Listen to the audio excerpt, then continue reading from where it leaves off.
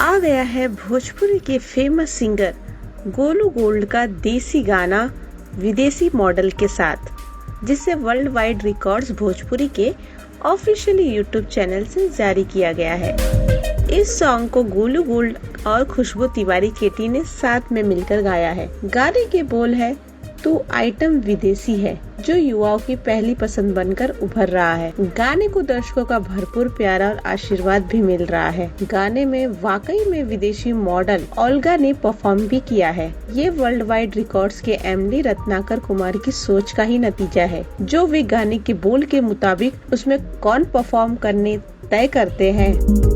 नहीं तो इस सॉन्ग में भोजपुरी इंडस्ट्री की कोई भी जानी मानी अभिनेत्री आपको नजर आ जाती। वैसे ओल्गा ने भी गोलू के साथ भोजपुरी सॉन्ग तो आइटम विदेशी है पर बराबर कदम से कदम मिलाए हैं। ऐसा लग ही नहीं रहा है कि ओल्गा भोजपुरी गाने पर पहली बार परफॉर्म कर रही है। लेकिन ये कहना गलत नहीं होगा कि गोलू और ओल्गा दुबई की सड़कों पर गजब अंदाज में डांस कर रहे हैं।